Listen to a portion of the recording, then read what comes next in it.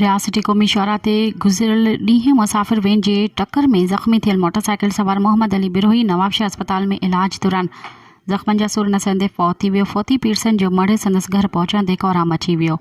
इन सिलसिले में मालूम थियो आहे त पीरसन मोहम्मद अली बिरोही गुज़िरियल ॾींहुं ॻोठ मोहम्मद हुसैन मां मोटरसाइकिल ते सवार थी नौशरो फिरोज़ वञी रहियो हो त क़ौमी शाहरा ते तेज़ रफ़्तार मुसाफ़िर वेन पोयां खां ज़ोरदार टक्कर हणी फ़रार थी वई।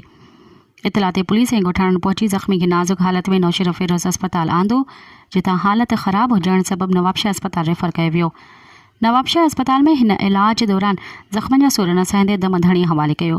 राब्तो करण ते रियासती पुलिस ॿुधायो त फौती पीरसन जो मढ़ कानूनी कार्रवाई बाबति वाटसन हवाले कयो वियो आहे। जल्द ई फ़रार थियल मुसाफ़िर वेन खे ड्राइवर समेत गिरफ़्तार कयो वेंदो। मज़ीद ख़बरनि ऐं तफ़सीलात लाइ विज़िट कयो असांजी वेबसाइट www.awamiNewsHD.com ऐं ॾिसंदा रहो अवामी न्यूज़ HD।